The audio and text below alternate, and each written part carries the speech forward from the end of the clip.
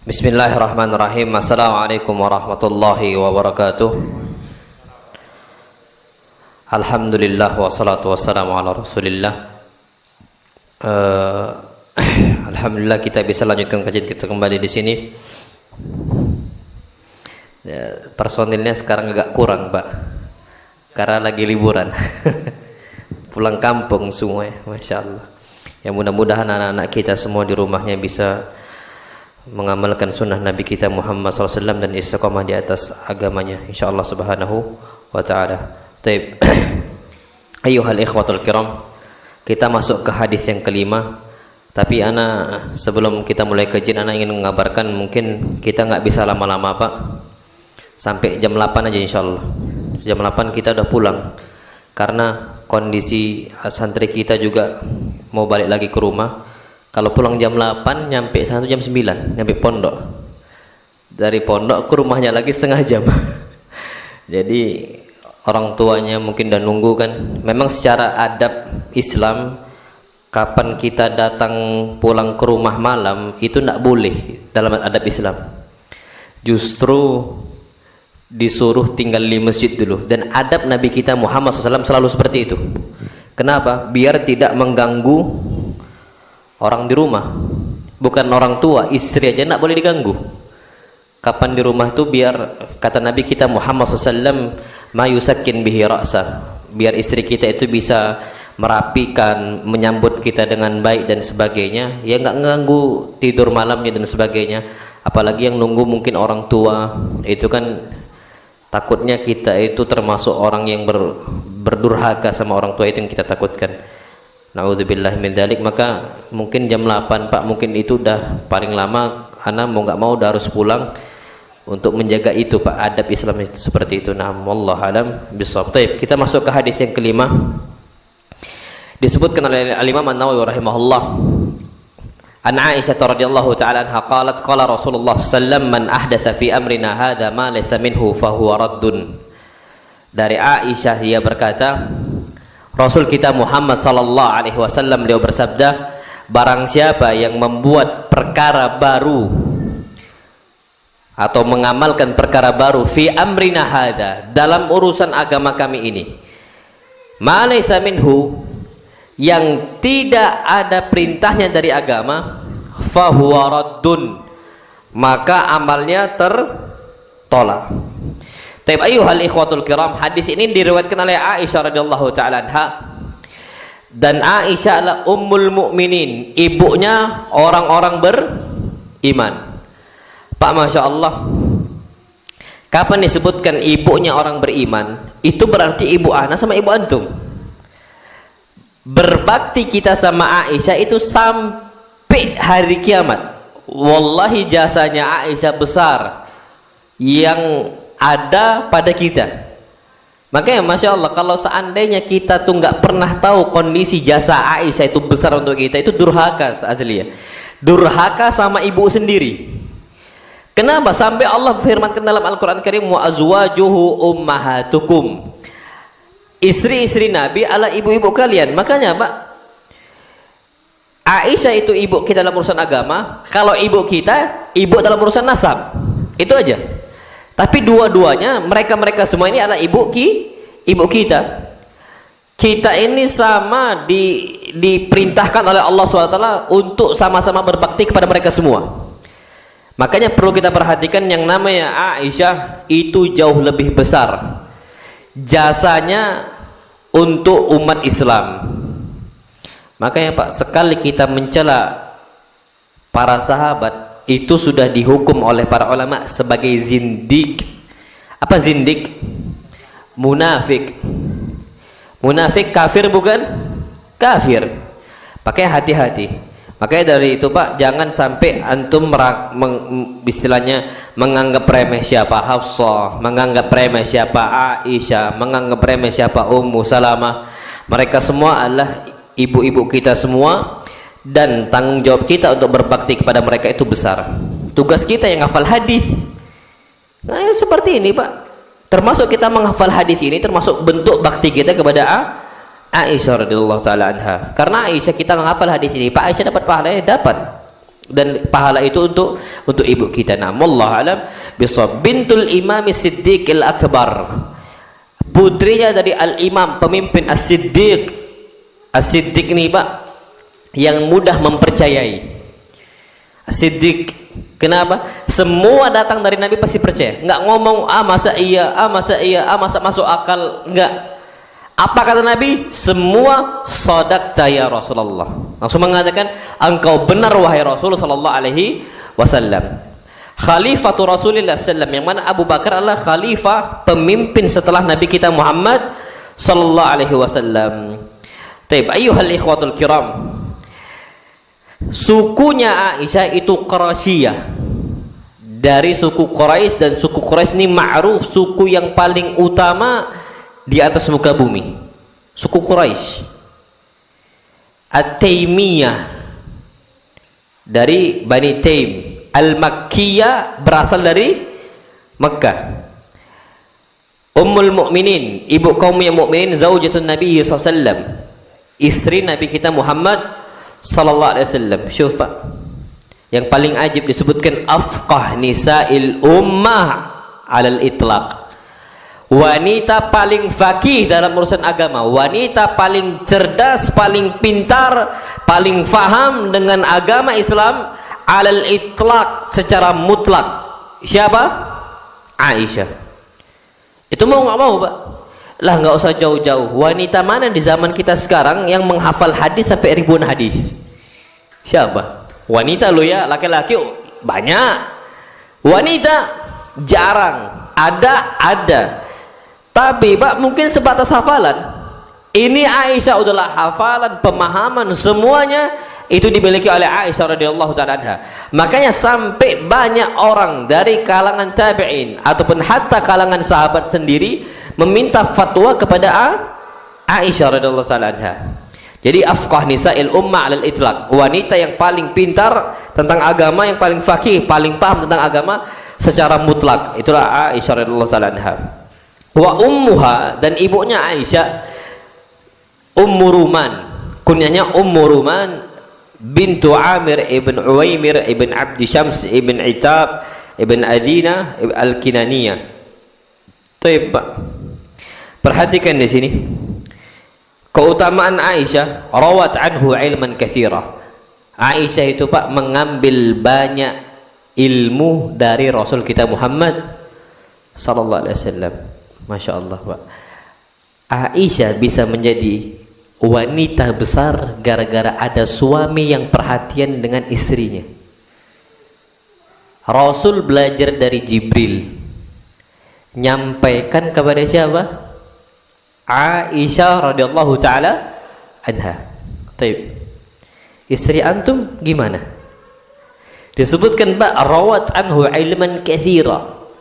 Aisyah mengambil riwayat hadis itu dengan banyak sekali dari Nabi kita sallam, sampai 5.000 hadis, ribuan hadis itu diambil oleh Aisyah dari Nabi kita Muhammad sallam. Kita Pak nyampaikan berapa hadis ke istri? Ibu-ibu ketawa ibu-ibu Pak. Kenapa? Berarti kita jarang menyampaikan hadis atau jarang menyampaikan apa yang disampaikan Ustadz ke siapa? Istri-istri kita.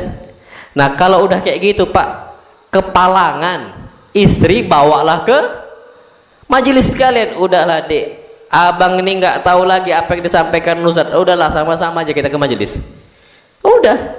Kenapa? Kalau adik tanya lagi abang di rumah ini nggak tahu lagi apa yang disampaikan sama Ustadznya, lupa. Yang dicatat pun kadang-kadang ngantuk, lepas saja. Nah kalau udah kayak gitu Pak, beda cerita.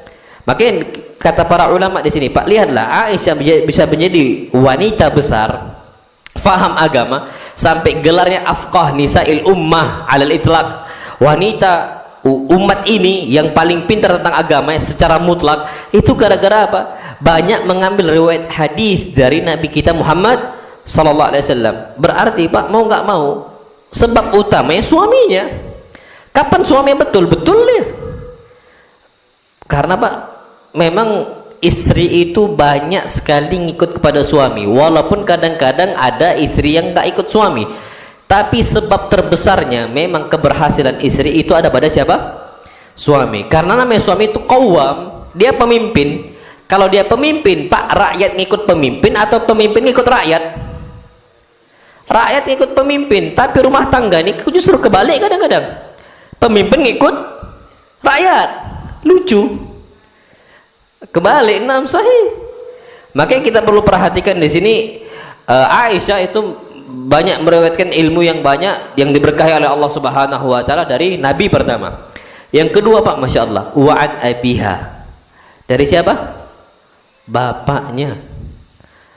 Kita, Pak, berarti selaku bapak ada tanggung jawab besar untuk anak. Sampaikan hadis ke anak kita. Antum paham nih Arba'in Nawawi terjemahannya juga. Panggil anak, nak, ayo kita mau belajar dulu bareng-bareng. Apa yang antum dapat dari ustadznya di majelis ilmu, sampaikan lagi ke anak-anak. Anak-anak nih, Pak, nggak perlu sampai 1 jam sampai 2 jam seperti ustadz menyampaikan, ustadz fulan wala alan semuanya, Pak. Kalau di majelis ilmu mungkin sejam 2 jam. Anak-anak kita enggak, Pak. Antum bacalah. Anak-anak itu bisa fokus cuman 5 sampai 10 menit. Lainnya main. Makanya metode anak-anak itu, Pak, nggak bisa kalau nggak ada mainnya, pasti main. 5-10 menit di awal fokus dia. Setelah itu permainan, tapi tetap yang nyambung dengan materi. Antum kalau belajar ngajar anak SD dan sebagainya pasti kayak gitu metodenya. Perhatikan, Pak, anak-anak kita 5-10 menit aja fokusnya. Yang lainnya nggak bakal fokus, Pak. Kadang-kadang ada apa. Kita nih, Pak, banyak laron. Pasti bisa fokus sejam. Beda, Bapak. Tapi kalau anak-anak enggak. Makanya antum dari sejam yang disampaikan misal di majelis ilmu, sampaikan ulang ke anak kita bas 10 menit saja. Atau 5 menit saja. Yang menjadi inti-inti pembahasan antum sampaikan. Kenapa? Karena Aisyah bisa menjadi wanita besar. Pertama, suaminya Nabi kita Muhammad SAW, suami Nabi kita Muhammad SAW. Kemudian yang kedua, bapaknya siapa? Abu Bakar yang mengajarkannya. Maka mau nggak mau kita harus apa? Perhatian dengan hal tersebut. Kemudian apa? Wa'an Umar, ngambil ilmu juga dari siapa? Umar bin Al-Khattab. Nyari ilmu dari Umar Al-Khattab. Kemudian dari siapa, Pak? Syuf. Wa Fatimah binti Nabi sallam. Fatimah bintu Nabi sallam. Aisyah mengambil hadis riwayat ilmu dari siapa? Fatimah. Siapa Fatimah? Fatimah ini siapa kasusnya? Ya anaknya dia sendiri. Anaknya siapa? Aisyah, tapi dari Khadijah. Kalau kita gampangnya sekarang, Pak, ya anaknya suami. Syufa, berarti di sini dapat kita ambil faedah bahwasanya tidak ada kedudukan kita, oh ini tinggi kedudukannya. Akhirnya nggak mau ngambil riwayat dari orang yang kecil, nggak boleh. Ustadz ketika disampaikan ada masukan dari santri, Ustadz afwan ada hadis gini. Ketika dicek hadisnya itu sahih, ternyata ustadznya salah. Mau nggak mau, Pak, sikap yang bijak, sikap yang besar dari salah seorang ustadz mengatakan, na'am ahsanta, engkau benar dan ana yang salah. Itu mau nggak mau seperti itu, Pak. Di sini Aisyah mengajarkan kepada kita bagaimana, kenapa beliau itu bisa menjadi orang besar. Ternyata nggak pernah, Pak, ada kesombongan di hati siapa? Aisyah untuk belajar dari yang lebih kecil. Wa Sa'id ibn Abi Waqqas wa Hamzah wa Hamzah kemudian wa ghairi dan selainnya. Namallahu alam bisawab. Wa rawa anha minas sahabat, dan banyak para sahabat yang meriwayatkan hadis dari Aisyah. Siapa dari? Amr bin As, Abu Musa al-Asy'ari, Zaid ibn Khalid al-Juhani, Abu Hurairah, Abu Hurairah, Ibn Umar, Ibn Abbas, Rabi'ah Ibn Umar, Wasa'ib Ibn Yazid. Wow, sangat baik sekali. Tabi'in, Sa'id Ibn Musayyib, Abdullah Ibn Amir Ibn Rabi'ah, wa Safiyah Ibn Tushaybah, wa Alqamah bin Qais, dan sampai akhir. Di sini, Pak, Masya Allah, apa kata para ulama? Zaman dahulu terjaga agama mereka karena mereka semangat belajar. Maka kita, Pak, juga harus semangat belajar. Itu yang perlu kita ketahui. Namallahu alam bisawab. Baik. Wa kana tazwijuhu sallallahu alaihi wasallam biha ithra wafati Khadijah. Aisyah menikah dengan Nabi kita Muhammad sallallahu alaihi wasallam itu setelah meninggalnya siapa? Khadijah. Jadi Khadijah ketika Nabi masih bersama Khadijah, tidak pernah Nabi SAW itu poligami, tidak pernah. Nabi cukup satu saja. Ini sejarah mencatat itu. Nah, ketika Khadijah sudah meninggal, barulah Nabi kita Muhammad SAW menikah lebih dari satu. Disebutkan di sini menikah Nabi kita Muhammad SAW dengan Aisyah ithra wafati Khadijah, setelah meninggalnya siapa? Khadijah. Fatazawwaja biha. Habis Khadijah meninggal, nikahlah Nabi kita SAW dengan Aisyah radhiyallahu taala anha. Wa bi Saudah fi waqtin wahid. Dan juga nikah dengan Saudah di satu waktu. Syuf, satu waktu. Jadi kalau antum mbak nikah langsung sekalian dua istrinya, boleh nggak? Boleh atau nggak boleh? Boleh. Boleh antum mbak. Antum nikah langsung 4 istrinya, boleh nggak? Boleh sekali. Justru asalnya nikah, kata Syekh bin Bas, ini fatwa Syekh bin Bas dulu ya. Syekh bin Bas mengatakan asalnya nikah itu bukan satu. Asalnya nikah langsung berapa? Langsung langsung 2, 3 dan 4. Apa kata Syekh bin Bas? Syekh bin Bas mengatakan, Masya Allah, Allah berfirman, fankihu ma taba lakum minan nisa'i mathna. Nikahilah wanita-wanita yang baik bagi kalian, jumlahnya langsung berapa? Mathna. Berapa mathna? 2. Mathna isnain 2. Wa thulath dan 3. Wa ruba' dan 4. Kalau engkau nggak bisa mampu, fawahidah, baru 1. Berarti asal nikah berapa? 2, 3 atau 4. Bukan 1. Makanya Nabi kita Muhammad SAW langsung menikahi Saudah dengan Aisyah, satu waktu langsung 2 istri. Antum mau kayak gitu pak? Nggak apa-apa, undang aja anak siap jadi khotib ya. Anak usahi, anak siap jadi khotib, dan itu nggak ada masalah sama sekali. Dan itu bukan aib. Kalau seandainya aib, tentu Aisyah nggak bakal mau, dan tentu Abu Bakar nggak bakal nikahi Rasulullah SAW dengan Aisyah. Pasti Abu Bakar nggak mau. Itu kalau aib. Justru itu karamah, kemuliaan yang ada di atas agama Islam.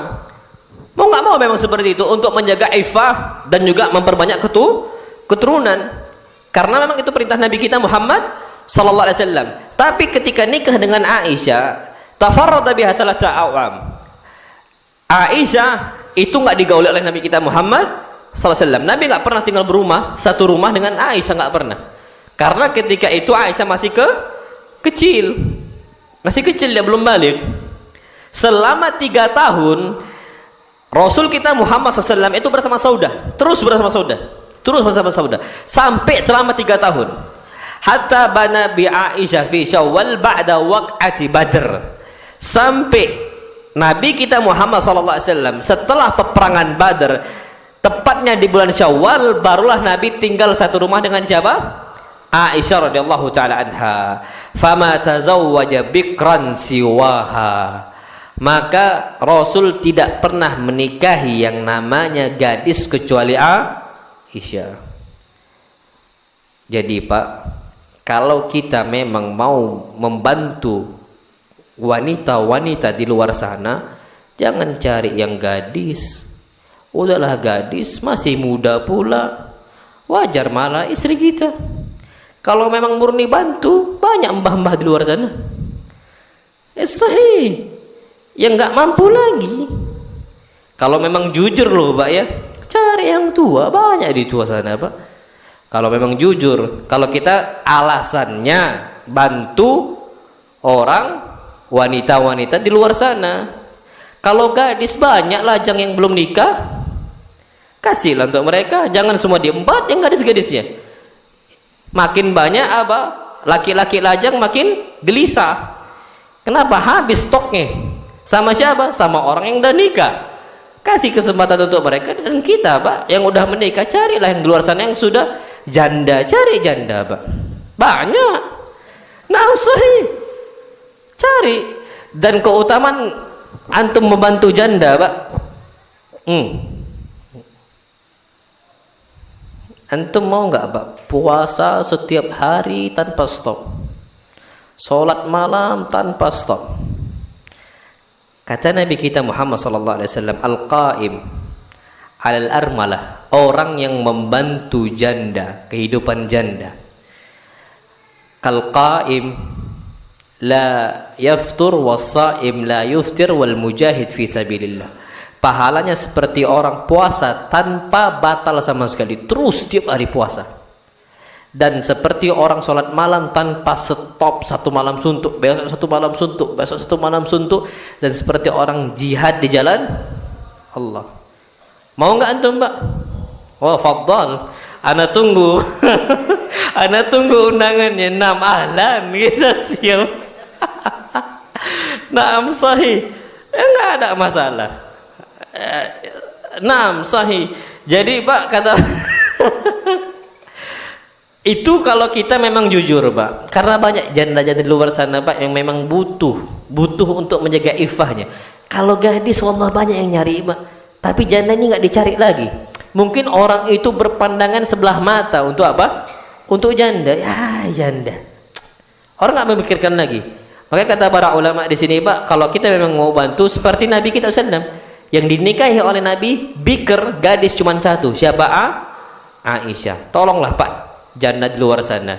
Nah, tapi tolong juga nggak harus dinikahi. Kasih beras juga seneng kok. Nah, ini jangan pula dinikahi, habis itu nggak dikasih beras, sama baik kan gitu. Justru kita kasih beras tiap hari. Dan Abu Bakar selalu seperti itu. Abu Bakar, wallah ajib. Abu Bakar ada salah satu janda. Ya, nggak ada lagi, janda buta dia. Nggak ada lagi yang bisa menghidupin dia. Abu Bakar selalu ngasih makan sampai meninggalnya Abu Bakar, stop bantuan itu. Akhirnya berselang berapa lama, Umar pun tahu kondisi ada salah seorang wanita janda yang susah, nggak ada yang hidupin dia dari orang-orang. Jelas Allah SWT ada, cuman nggak sebabnya itu susah sama dia. Akhirnya ketika itu Umar faham kondisi janda tersebut, dibantu sama Umar. Janda itu cerita, dia mengatakan, sesungguhnya ada salah seorang laki selalu membantu saya, membawa makanan kepada saya. Tapi sejak 2 bulan yang lalu atau berapa bulan yang lalu, itu udah stop sama sekali. Rupanya, Pak, 2 bulan yang lalu atau berapa bulan yang lalu, itu pas meninggalnya siapa? Abu Bakar. Umar tahu.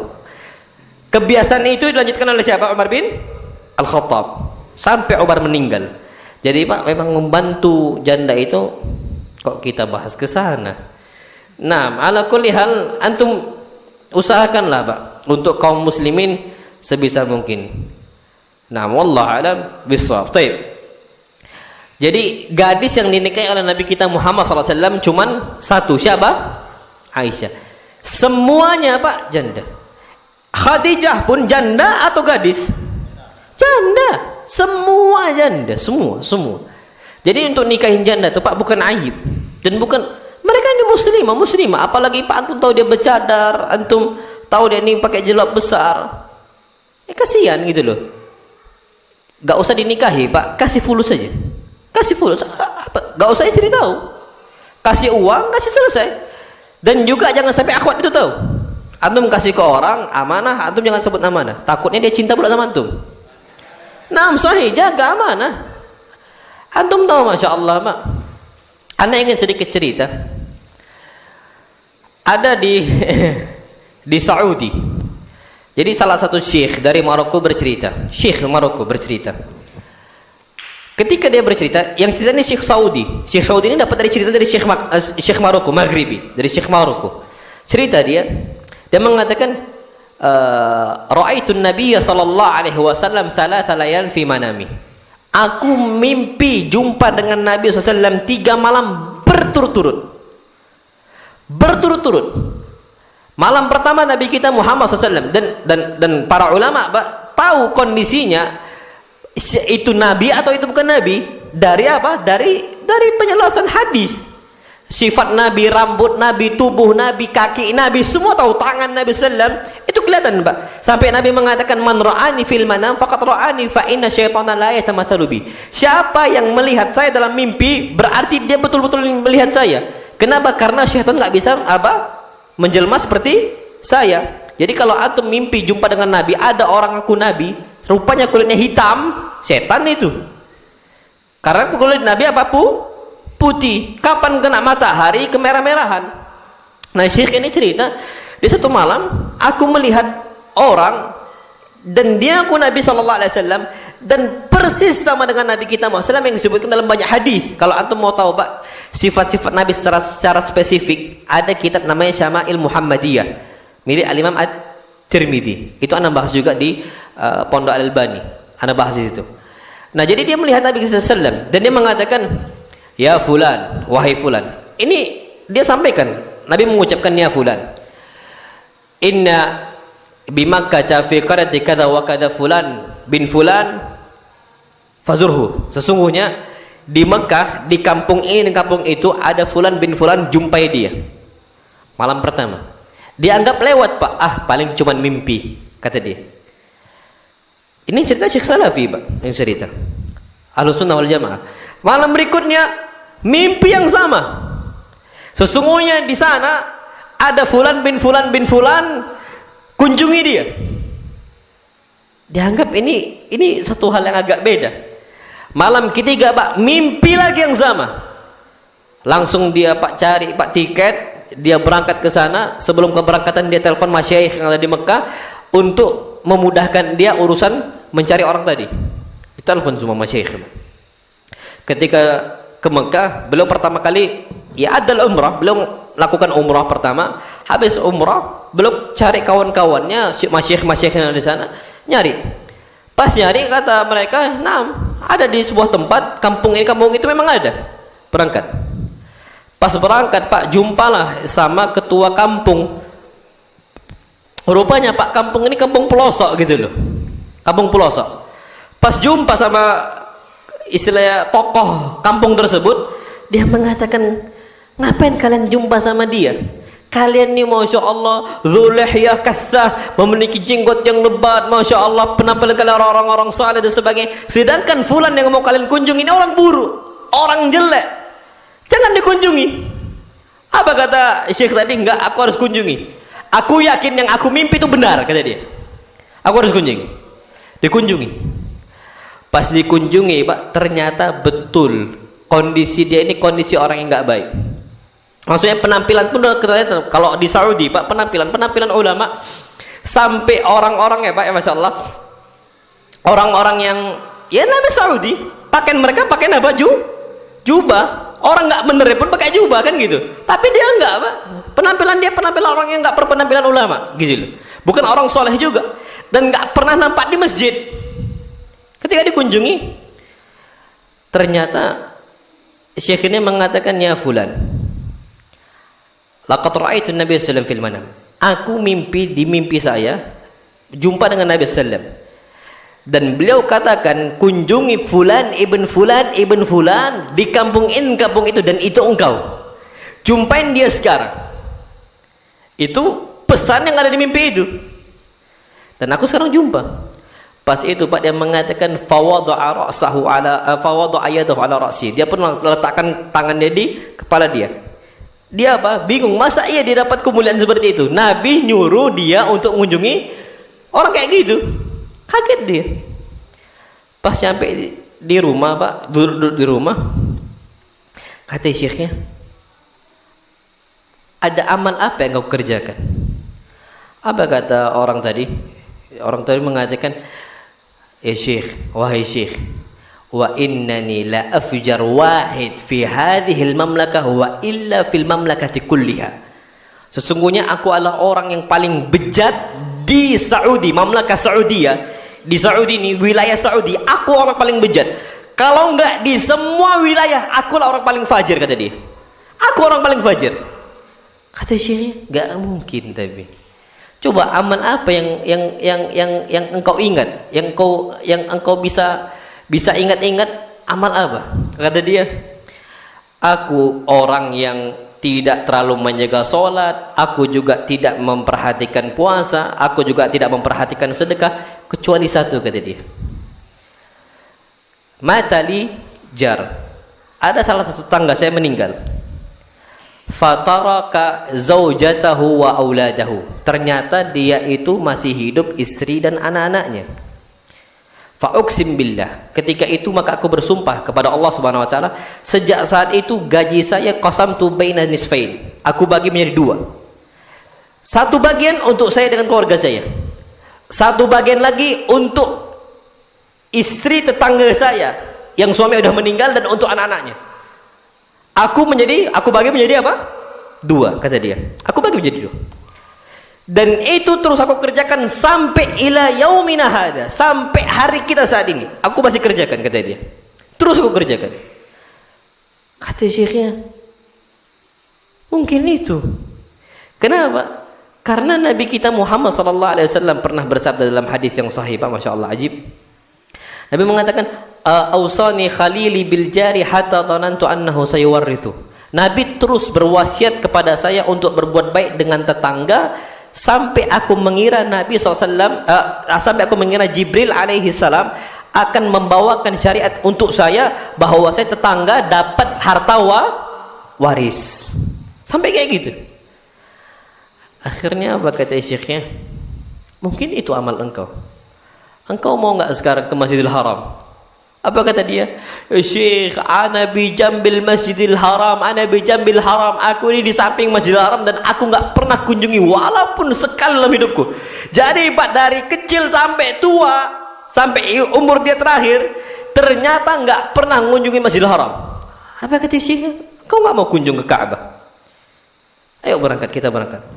Akhirnya Pak, iya dia mau berangkat. Pas mau berangkat apa kata dia? Tunggu sebentar. Aku mau pakai pakaian yang paling bagus untuk jumpa dengan Allah. Wallah ajib. Untuk jumpa dengan Allah. Aku ambil pakaian. Jadi Pak, dipakai pakaian yang bagus. Kenapa Allah firmankan, "Khudhu zinatakum 'inda kulli masjid." Ambil pakaian kalian yang paling bagus ketika masuk masjid. Ketika masuk masjid, Pak, lihat pertama kali Ka'bah. Apa kata Syekh? Aku tidak pernah melihat dia diam saja kecuali dalam kondisi menangis dari awal melihat Ka'bah sampai terakhir. Sampai ketika sholat, Pak, Masya Allah, pertama kali sholat dimulai, diimami oleh Imam Masjidil Haram, kata Syekhnya, dari awal dia terus menangis. Wa bakaitu li bukaihi, kata Syekhnya. Dan aku ikut menangis gara-gara dia nangis. Sampai ketika sujud, tiap sujud dia nangis. Sampai sujud yang paling akhir, di rakaat yang paling akhir, lam yarfa' ra'sa. Dia pun ternyata enggak lagi mengangkat kepalanya, famat. Maka dia meninggal. Masya Allah, ajib. Gara-gara perhatian dengan bukan janda, tetangga. Nah, tetangga yang janda. Udahlah tetangga, janda pula. Wajar Pak, sholat tanpa putus, puasa tanpa henti. Wajar nggak besar pahalanya? Besar. Makanya Pak, kalau jadi membantu janda nggak harus dinikahi. Kasih fulus. Jangan sampai orang tahu. Jangan sampai dia tahu, nanti kegeeran dia. Ada benih-benih apa? Cinta, jangan. Bahaya, fitnah. Kasih aja ke orang, ya ini amanah, kasih ke dia, jangan sebut nama anak. Fadhal kasih. Itu harapannya Pak, agar kita bisa mendapatkan pahala sholat tanpa putus dan juga puasa tanpa henti. Itu yang kita harapkan. Di YouTube ada kok ceramah itu. Dan memang Masya Allah Pak, ajib, itu mu'athir, itu besar itu. Anak ketika nonton itu Masya Allah. Dan itu terjadi di zaman kita. Dan itu memang betul-betul apa? Terjadi. Maka usahakan Pak, perhatikanlah dengan kondisi seperti itu. Karena mereka muslimah, saudara kita, saudara kita. Macam kita punya adik Pak. Adik kita terlantar. Di hati kita berat enggak? Wallahi berat. Adik kita bercadar, kadang-kadang berjilbab dan sebagainya. Masa di hati kita enggak ada perasaan untuk membantu dia? Wallahi bantu, selesai. Jaga kehormatan dia, jangan sampai dia keluar rumah, antum fadhal, antum kasih. Fadhal antum kasih itu untuk menjaga apa? Iffah. Naam, wallahu alam bissawab. Naam. Baik. Dan Aisyah menjadi orang yang paling dicintai oleh Nabi kita sallallahu wa ahabbaha hubban syadida. Dan cinta Nabi sallallahu itu betul-betul besar untuk Aisyah radhiyallahu taala anha. Sampai pernah salah satu sahabat Nabi kita Muhammad sallallahu bertanya, dia berkatakan, "Ayyun nasi ahabbu ilaika ya Rasulullah?" Wahai Rasulullah sallallahu alaihi wasallam, orang yang paling engkau cintai ini siapa? Dia mengatakan siapa? Aisyah. Makanya khilaf para ulama, siapa yang lebih dicintai oleh Rasul? Apakah Aisyah ataukah Khadijah? Khilaf para ulama. Tapi Allah alam mungkin Aisyah. Karena Nabi SAW di hadis ini ditanya, ayun nas, manusia mana yang paling kau cintai? Manusia siapa yang paling kau cintai wahai Rasulullah SAW? Beliau mengatakan Aisyah. Faminar rijal, kalau laki-laki yang paling kau cintai siapa?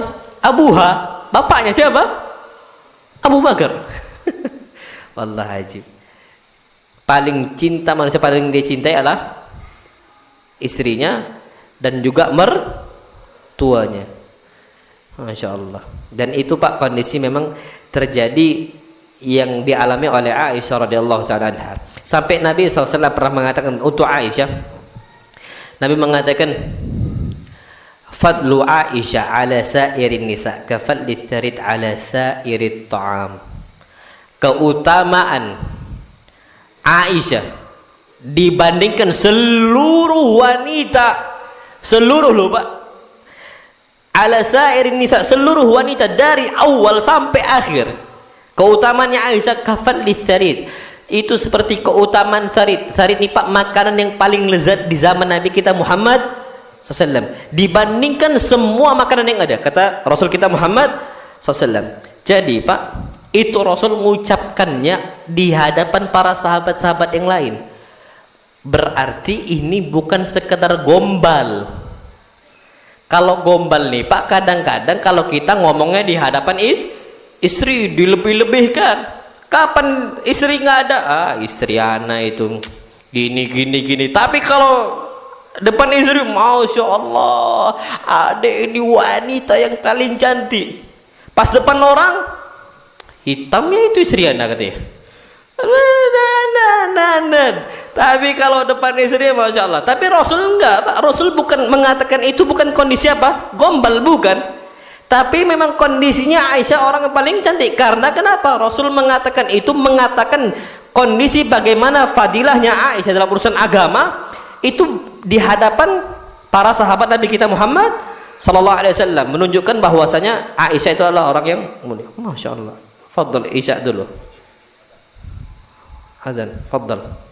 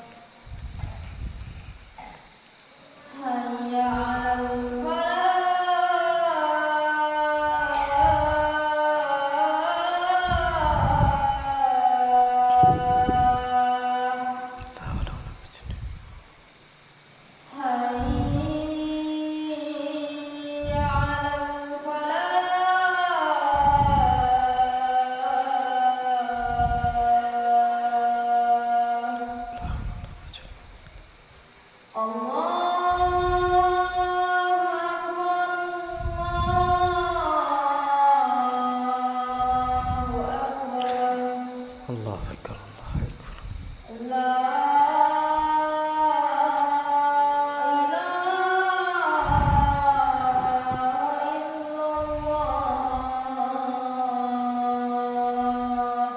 La ilaha illallah, Allahumma rabb hadhihi ad-da'wati at-tammah was-salati al-qa'imah ati Muhammadin rasulullah.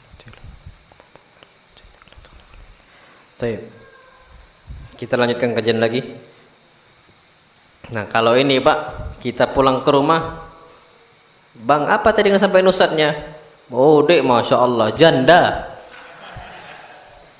Penjelasannya gimana? Masya Allah, ini masya Allah. Kalau ini cepat Pak lengkap ya. Tapi kalau yang lain, Allah.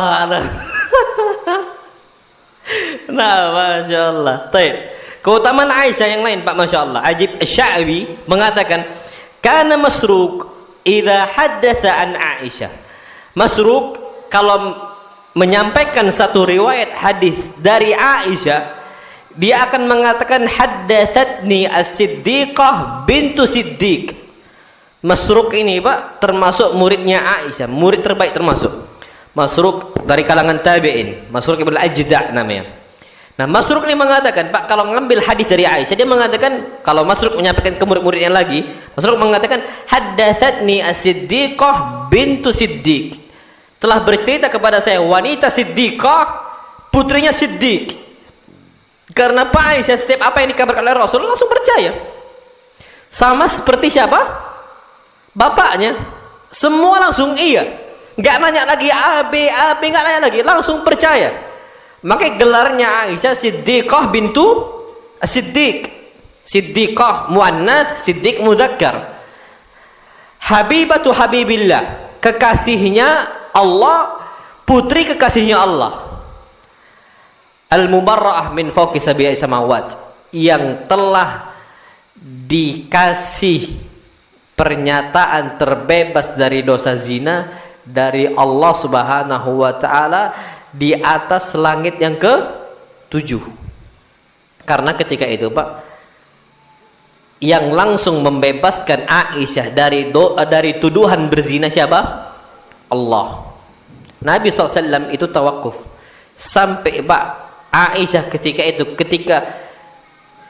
ketika gelisah, Nabi pun sampai nggak mau membenarkan Aisyah. Tapi Nabi nggak mendustakan, tawakuf Nabi, tidak membenarkan tapi tidak juga menuduh, tawakuf nunggu wahyu.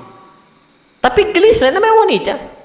Ketika turun ayat Allah Subhanahu wa taala terbebasnya Aisyah dari zina, itu betul-betul Pak Aisyah itu betul-betul bersyukur kepada Allah Subhanahu wa taala. Makanya yang membebaskan dari tuduhan zina itu Allah dari langit yang ke-7. Jadi Pak, masya Allah, Allah nurunkan satu ayat khusus, beberapa ayat Pak khusus untuk kasusnya siapa? Aisyah. Allah membela Aisyah. Makanya Pak, Aisyah itu akan terus dibela walaupun banyak orang membencinya dari kalangan Syiah. Yang membenci Aisyah cuma kalangan Syiah. Tapi Allah terus membela Aisyah radhiyallahu taala anha sampai hari kiamat. Sampai hari kiamat. Nah, wallahu alam bissawab. So Pak, masya Allah, sampai Qabisah bin Dhuaib beliau mengatakan, kana Urwa yaghlibuna bidukhuli ala Aisyah. Yang namanya Urwah ini Urwah bin Zubair. Urwah bin Zubair. Beliau terus menang mengalahkan kami ketika pertama kali masuk untuk Aisyah belajar.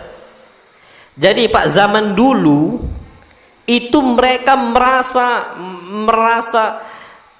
gelisah, merasa menyesal ketika kalah dari seseorang ketika awal masuk kelas, gampang gitu.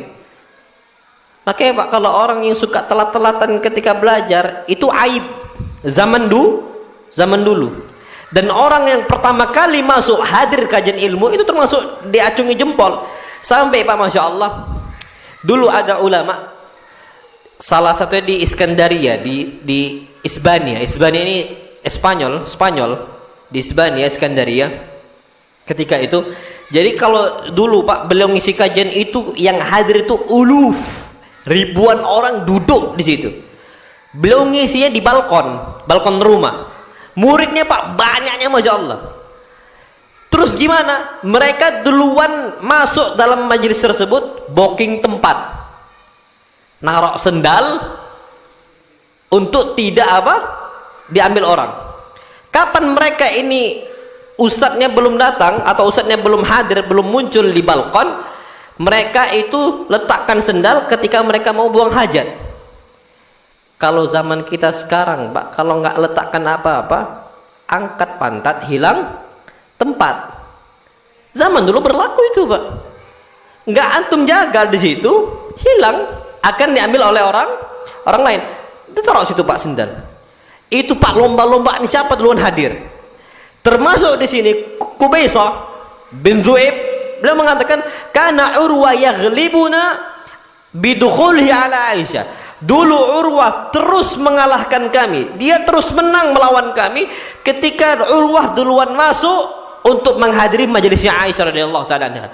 Wa kanat Aisyatu a'laman nas, yang mana Aisyah ketika itu orang paling tahu tentang agama. Ini alaman nas maksudnya apa? Untuk apa? Untuk para wanita. Wa illa di zamannya ada Umar, wa illa di zamannya ada Utsman yang lebih pintar daripada Aisyah. Tapi kalau untuk wanita yang paling cerdas, yang paling faqih, yang paling paham dengan agama, itu siapa? Aisyah radhiyallahu taala anha. Yas'aluhal akabir min ashabi Nabi sallallahu alaihi wasallam. Yang mana para ulama kibar dari sahabat Nabi sallallahu alaihi wasallam itu nanyanya tentang agama kepada siapa? Aisyah. Wallah ajib nih, Pak. Syuf. Apa yang mereka tanyakan, Pak? Yas'alunaha 'anil faraid. Yang mereka tanya itu urusan faraid, ilmu waris. Antum cari Pak, wanita mana zaman sekarang ahli waris? Suruh ngajar waris, nggak tahu. Belajar waris saja bengong. Ana Pak pernah ngajar waris, ilmu waris, Masya Allah, untuk bapak-bapak. Banyak bengong. Ilmu waris untuk laki-laki, apalagi untuk wanita. Nggak sembarang orang Pak. Dan bahkan ilmu pertama kali yang Allah cabut dari atas muka bumi, ilmu apa? Faraid. Maka ilmu faraid sekarang Pak udah hampir lama-lama hilang. Sampai zaman kita sekarang, ikhwan pun ketika bapak meninggal nggak berhukum lagi dengan ilmu waris. Ikhwan ini Pak. Saking ilmu waris itu lama-lama makin apa? Makin hilang. Diangkat oleh Allah SWT. Ternyata Aisyah ini Pak paling faham tentang ilmu waris, mengalahkan banyak para laki-laki. Aisyah radhiyallahu taala. Kalau ummahat zaman sekarang, kalau urusan faraid nggak tahu Pak. Tapi kalau urusan deterjen, harganya hafal. Sayur ini, sayur itu, daging semua hafal. Tapi kalau faraid, Allahu a'lam bissawab. Nggak tahu. Jangankan ummahat, bapak-bapak aja nggak paham. Kakek dapat berapa, anak dapat berapa, siapa dapat berapa, nggak pernah tahu kadang-kadang. Dan bahkan Mbak Ana sering sekali masuk di Ana pertanyaan tentang masalah Ustaz, gimana cara pembagian warisnya? Gimana cara pembagian warisnya? Gimana cara pembagian warisan? Dan itu Pak kondisinya memang kita harus paham betul tentang ilmu waris, faraid. Dan Aisyah paling menguasai itu. Antum tahu Masya Allah. Ada dulu masih ingat di Bukhari. Dulu di Bukhari itu Pak kami belajar waris. Sampai mendatangkan ahli faraid, ahli dalam bidang ahli waris dari Yaman. Masih hidup sekarang beliau, Syekh Salim Bukair namanya. Masih hidup sampai zaman sekarang. Mufti Yaman zaman dulu. Syekh Ali Bukair sampai datangkan ke Bukhari Pak untuk belajar ilmu faraid beberapa pertemuan. Begitu Pak kami betul-betul ngambil faidahnya. Kalau nggak hilang, anak Pak kalau nggak belajar di situ, nggak belajar sungguh-sungguh di kelas, nggak bakal bisa ngajar orang lain. Susah Pak ilmu faraid itu, nggak segampang kita bayangkan. Mau nggak mau harus paham itu ilmu faraid. Dan sekarang udah mulai banyak hilang Pak ilmu faraid. Maka kita harus perhatian. Sebagaimana Aisyah, wanita pun juga paham tentang apa? Ilmu faraid. Jadi Pak, banyak umat tertinggal sekarang. Jangankan masalah faraid, matematika pun tak bisa kadang-kadang. Padahal Pak Masya Allah banyak rumus-rumus matematika yang dibuat oleh umat Islam. Antum tahu rumus aljabar? Aljabar itu siapa yang buat rumusnya? Ya Aljabar. Al-Jabbar. Makanya rumus itu dinisbatkan kepada beliau. Muslim, Muslim. Tapi kita mulai banyak benci itu. Padahal itu dibuat untuk memudahkan umat Islam. Faraid mulai banyak benci. Padahal itu bermanfaat untuk umat Islam. Makanya itu yang perlu kita perhatikan. Na'am wallahu a'lam bissawab. Baik. Hisham ibn Urwah mengatakan dari bapaknya Urwah tadi. Urwah ini orang yang paling duluan datang ke majelis siapa? Aisyah. Apa kata Urwah? Ma ra'aitu ahadan. Aku tidak pernah melihat pun satu orang a'lam bi fikhin, yang lebih faham tentang ilmu fikih. Syuf, ilmu fikih. Yang kedua, wala bi tibbin, ilmu kedokteran. Ilmu medis, Pak. Aisyah kuasain itu. Tibbun Nabawi, masalah kesehatan dikuasai oleh siapa? Aisyah radhiyallahu anha. Wala syi'rin, begitu juga tentang masalah bait-bait syair. Min Aisyah, daripada Aisyah, semua dikuasai oleh siapa? Aisyah. Aku tidak pernah melihat satupun orang yang lebih paham dibandingkan Aisyah radhiyallahu taala anha. Berarti Pak, syuf, kita belajar syair Pak, buat syair itu nggak gampang. Kita Pak bisa baca kitab-kitab Arab ini, tapi kapan memahami syair Arab, kita kadang-kadang mikir berkali-kali untuk apa maksud dia. Syair itu Pak, antum nanti kan pelajari di pelajaran adab, bukan adab-adab akhlak ya, bukan. Adab itu bahasa. Ada adab dalam urusan bahasa. Adab, balaghah, itu antum akan pelajari. Antum akan ribet ketika memahami itu. Orang bisa faham syair itu Pak, dan bisa membuat syair itu nggak sembarang orang. Antum cari orang-orang sekarang, orang-orang kita, buatlah syair Arab. Nggak bakal banyak, nggak bakal bisa. Tapi Aisyah, orang yang paling apa? Jago dalam urusan apa? Syair. Antum tahu Pak, di zaman Nabi sendiri pun nggak sembarang orang bisa bersyair. Orang-orang bersyair itu Pak dipentaskan, tapi Aisyah kuasain itu. Padahal Aisyah perempuan nggak pernah ikut pentas, tapi saking cerdasnya Aisyah radhiyallahu taala anha bisa menguasai ilmu tentang masalah syair sampai masalah kedokteran. Nah, wallahu alam bisawab. Baik, kita masuk ke penjelasan hadis. Baik. Disebutkan Pak di sini Nabi kita Muhammad sallallahu alaihi wasallam, beliau bersabda,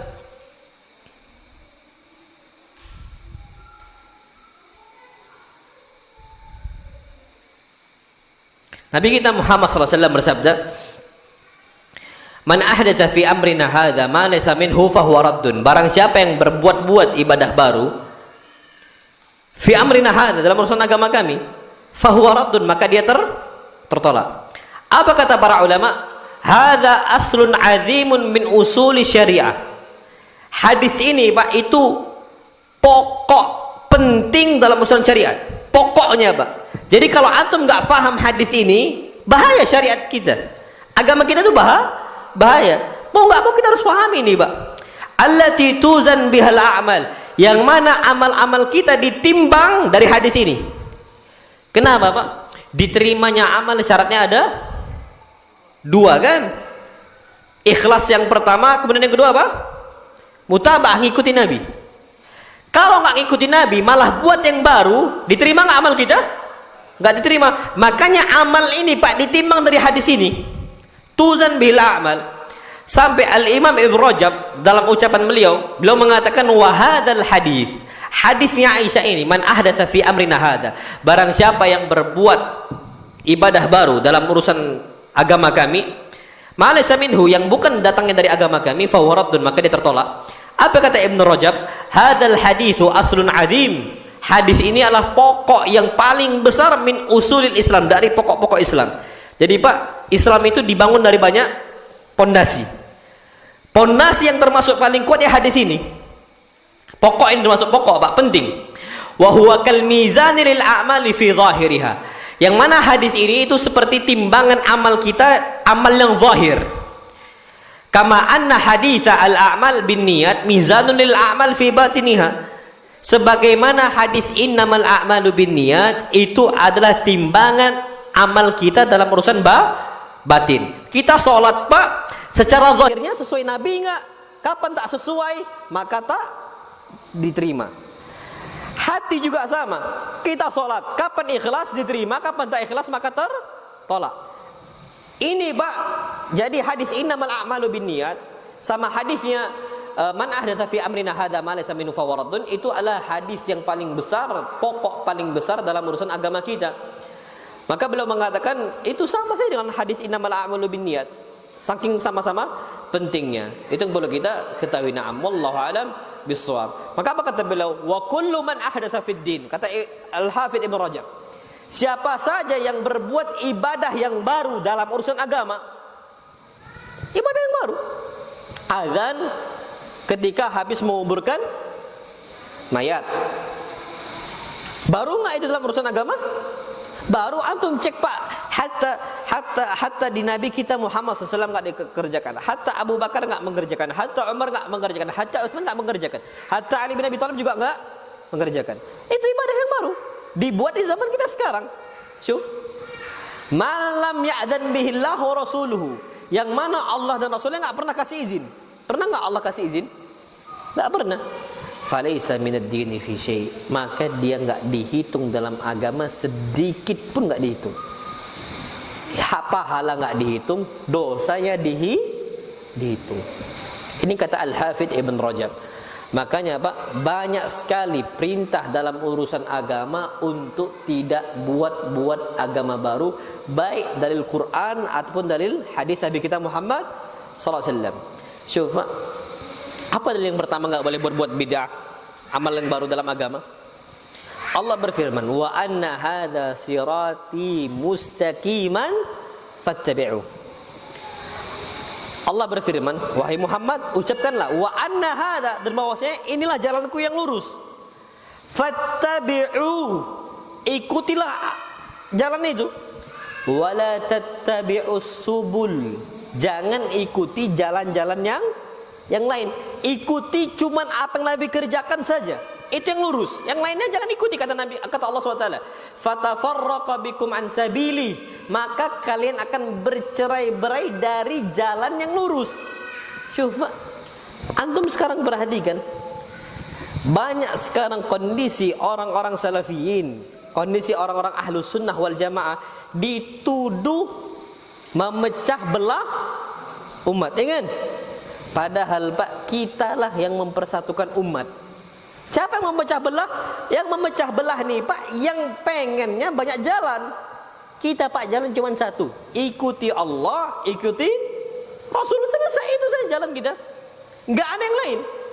Apa kata Allah? Wala tattabi'u subul, jangan ikuti subul, jalan lain. Antum nggak usah ngikutin anak. Kalau ada milisi Allah Subhanahu wa ta'ala, antum jangan ikuti kiai, wala ustadz, wala syekh, wala siapa. Hatta Imam Syafi'i, hatta Imam Ahmad, hatta Abu Hanifah, hatta Imam Malik, jangan ikuti. Kapan mereka semua ini milisi siapa?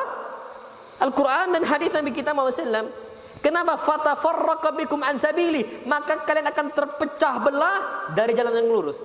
Syufa, yang terpecah belah, yang memecah belah ini siapa? Yang ngikuti jalan selain jalan Allah dan Rasul. Jadi ini Pak, macam zaman dulu orang mengatakan ramatni bidai hawan salat.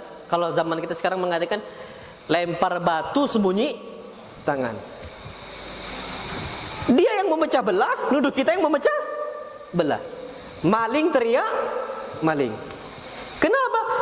Allah, rumusnya Allah katakan wala tattabi'us subul, kalian jangan ikuti jalan yang lain. Apa kata Allah? Fattabi'u, ikuti jalanku saja, jalan Nabi kita Muhammad SAW. Jangan ikuti jalan yang lain. Kenapa? Fatafarraqa bikum an sabili. Kalau kalian ikuti yang lain-lain, kiai, ustaz, syekh, siapa, selama mereka ini mengisi jalan Allah dan Rasulnya, fatafarraqa bikum an sabili, kalian akan terpecah belah.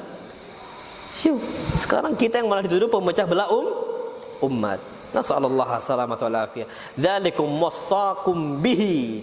Itu yang Allah wasiatkan untuk kalian. Kita diwasiatkan untuk cuma ngikuti jalan siapa? Allah SWT. Makanya Pak, ana sampai detik sekarang nggak pernah mengajarkan kepada antum, kepada jamaah untuk taklid buta. Itu jangan sampai taklid apa? Buta. Nggak boleh taklid buta. Ngikut ana, wala ngikut syekh, wala ngikut siapa. Jangan Pak.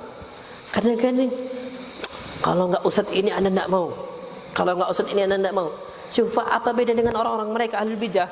Ahlul bidah juga sama, kalau nggak kiai ini anda juga nggak mau. Itu Pak, daul ummah, penyakit umat. Ana sampaikan berkali-kali, antum kalau punya hati, lapangkan hati antum. Kenapa? Antum nggak bakal ditanya ketika milisi ustaz antum. Antum akan ditanya kapan antum milisi Allah dan Rasulullah SAW. Jadi buka pikiran antum, Pak, untuk ngikuti Allah dan Rasul. Jangan ngikuti kiai, jangan ngikuti ustaz. Wala ana. Kapan salah, Pak, buang, lempar ke dinding, gak usah perhatikan. Kapan benar, ambil. Ustaz yang lain juga sama. Kapan salah, buang. Hormati tapi, Pak. Tapi kapan dia benar, maka diambil. Itu, Pak, manhaj salaful ummah, kata para ulama. Jadi orang, Pak, kalau terus masih ngikuti kepada ustaz, kepada kiai, gak bakal bisa berkembang. Itu yang perlu kita ketahui. Makanya, Pak, Masya Allah, sampai Allah mengatakan dalam Al-Quran Al-Karim, ketika Islam udah mulai sempurna, Allah mengatakan al-yawma akmaltu lakum dinakum. Ini termasuk ayat yang paling terakhir turun. Ayatnya adalah al-yawma akmaltu lakum dinakum. Pada hari ini telah aku sempurnakan bagi kamu agamamu. Wa atmamtu alaikum nikmati, dan aku telah sempurnakan bagi kalian nikmat aku. Wa raditu lakumul islam madina, dan aku sudah ridha Islam sebagai agama kalian. Syuf, Pak, sekarang anak ambil contoh. Ini ada 2 botol, ya kan? Allah katakan dalam Al-Quran Karim, al-yawma akmaltu lakum dinakum. Pada hari ini telah aku sempurnakan bagimu agamamu. Wa atmamtu alaikum nikmati, dan aku telah sempurnakan nikmat aku untuk kalian. Wa raditu lakum al-islam madina, dan aku telah ridho untuk kalian Islam sebagai agama. Udah, Pak, berarti udah sempurna Islam. Taib. Kata yang lain, oh enggak, kita tak harus mengamalkan ibadah ini, ibadah itu, ibadah ini, ibadah itu. Nabi enggak pernah kerjakan. Berarti, Pak, sama saja antum mengatakan bahwasanya yang nama Islam belum sempurna. Kenapa? Kalau ini, Pak, masih nggak bisa nggak antum isi ibadah-ibadah lain? Atau antum ini, Pak, ini isinya air kan? Masih nggak bisa diisi air? Yang ini masih bisa nggak? Masih bisa. Taib, kalau yang ini, Pak, bisa nggak diisi? Nggak bisa. Inilah Islam, Pak. Islam ini nggak bisa. Udah sempurna kata Allah. Mau diisi ibadah apa lagi? Udah sempurna semua. Makanya Imam Malik rahimahullah pernah mengatakan dalam agama dalam satu ucapan Imam Malik rahimahullah, "Man ibtada'a fil islami bid'ah." Barang siapa yang berbuat bid'ah dalam agama Islam, faqad za'ama anna Rasulullah khana risalah, maka dia telah mengklaim, sama saja dia telah mengklaim Nabi SAW telah berkhianat tentang apa? Risalah Islam. Sama saja dia mengatakan Nabi belum menyampaikan Islam. Oh, Nabi belum menyampaikan keutamaan baca surat Yasin setelah mayat meninggal. Kita kerjakan sekarang. Nabi sembunyikan. Oh, Nabi SAW belum pernah menjelaskan tentang keutamaan adzan ketika mayat dikuburkan. Kita kerjakan. Apa kata Imam Malik? Faqad za'ama anna Muhammadan sallallahu alaihi wasallam khana risalah. Maka dia telah mengklaim bahwa Muhammad SAW telah mengkhianati apa? Risalah Islam. Jadi sama saja Islam itu disembunyikan oleh Nabi kita Muhammad sallallahu alaihi wasallam. Makanya wajar Ibn Katsir mengatakan, Pak, dalam satu ucapan beliau yang masyhur, "Lau kana khairan la sabaquna ilaihi." Kalau memang betul ibadah itu bagus, pasti para sahabat dan Rasulnya SAW udah duluan mengerjakan. Iyalah, Pak, nggak mungkin ada ibadah baik, ibadah bagus, Nabi tak kerjakan, antum kerjakan, nggak mungkin. Kalau memang betul baik, Pak, Masya Allah, yang namanya baca azan ketika di kuburan, kalau itu baik, nggak mungkin, Pak, jasad Nabi dikuburkan tanpa adzan. Mustahil. Kalau itu memang ritual agung dalam Islam, masa iya Nabi SAW dikuburkan gitu aja? Secara akal, kalau itu baik, nggak mungkin jasad Nabi Asy-Syarif yang mulia dikuburkan tanpa adzan. Kalau memang adzan ketika dikuburan itu baik. Kalau memang itu baik, Abu Bakar, nggak mungkin jasadnya Abu Bakar yang bagusnya Masya Allah, yang mulia Masya Allah, dikuburkan tanpa adzan. berarti azan di kuburan tak baik, tak usah dikerjakan. Paham nggak sampai sini, Pak? Yasin juga sama, baca Yasin atau tahlilan ataupun kenduri, kalau orang ngomong Jawa itu, Pak, kenduri, dan ibadah-ibadah yang lain. Kalau zaman kita, Pak, sebelum Ramadan itu ada rawahannya, rawah ya, nah rawahan. Pak, Ramadan itu berkali-kali lewat untuk Nabi kita Muhammad SAW, sampai Nabi meninggal, Pak, paling akhirnya Ramadan paling lewat. Nabi SAW biasanya iktikaf itu 10 malam. Tapi ketika falamma kana fil amil ladzi mata fi, ketika Nabi SAW meninggal di tahun itu, Nabi SAW i'tikaf al-20. Nabi i'tikaf 20 hari. Hadis sahih. 20 hari Nabi SAW i'tikaf. Ketika Nabi SAW udah punya isyarat bahwa beliau bakal meninggal. Hadis sahih Bukhari Muslim. I'tikaf al-20. Perhatikan, Pak, di sini. Kalau memang betul itu baik, Pak, Nabi i'tikaf ditambah lagi harinya menjadi apa? 10 hari. Berarti berapa hari? 20 hari. Kalau memang baik, pasti rawahan Nabi itu. Tapi ternyata rawahan itu ada cuma di kita. Di adat lain mungkin nggak ada, Pak. Berarti itu bukan agama, tapi adat. Jangan bilang lagi agama, Pak. Jangan lagi bilang tradisi Islam. Apalagi ternyata itu menyelisih syariat Islam. Itu yang perlu kita ketahui. Na'amullah alam bissawab. Apalagi Allah Subhanahu wa taala berfirman, "Qul in kuntum tuhibbunallah." Patokan kita cinta Allah, Pak, bukan pengakuan klaim belaka. Kalau cuma mengklaim, Pak, apa kata para ulama? Kullun yadda'i waslan bi Laila walakin Laila la tukiru lahum bidzak. Semuanya ngaku klaim cinta Laila. Walakin Laila la tukiru lahum bidzak. Tapi Laila ini enggak ngaku cinta mereka. Ya, Pak, cinta bertepuk sebelah tangan. Itu pun ngaku-ngaku cinta Laila dan sebagainya, enggak fungsi. Yang penting itu apakah Allah cinta kita ataukah tidak. Itulah kehebatannya para sahabat, Pak, radhiyallahu anhum wa radu an. Mereka ridho sama Allah dan Allah pun ridho sama mereka. Mereka cinta Allah dan Allah juga cinta mereka. Itu hebatnya para sahabat. Nah, kita, Pak, ngaku cuma cinta Allah, itu enggak hebat, Pak. Kulun yadda'i hatta al-fajir, hatta al-asi, orang yang tukang maksiat, tukang fajir, klaim cinta Allah. Ahlul bidah semuanya cinta Allah, ahlus sunnah juga ngaku cinta Allah, ahlul ma'asiyah ngaku cinta Allah, semua ngaku cinta Allah. Tapi, Pak, bukan itu patokannya. Apakah Allah cinta ataukah sama kita ataukah tidak?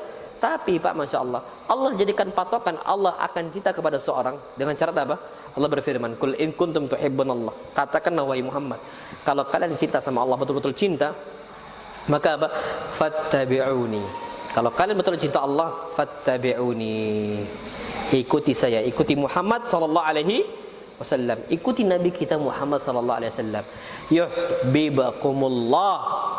Pasti Allah cinta kalian. Syuf, cintanya Allah untuk kita kapan? Ketika kita mengikuti ajaran Nabi kita Muhammad sallallahu alaihi wasallam. Jadi, Pak, kalau memang betul kita cinta Allah, maka mau nggak mau konsekuensinya kita pun harus mengikuti Nabi kita Muhammad sallallahu alaihi wasallam. Jadi, Pak, Masya Allah, banyak orang aku cinta Nabi. Masya Allah, ketika kajian melihat Nabi, kata dia, Nabi datang ke majelis dia. Karena ana cinta Nabi, Nabi juga cinta sama ana. Rupanya ngajarkan dengan akidah-akidah yang batil, khurafat-khurafat, khuza'balat, khurafat sampah. Pak, sekarang itu di zaman 2022 masih ada yang percaya sampai kuburan Nabi apa? Goyang-goyang Nabi keluar cium lutut saya.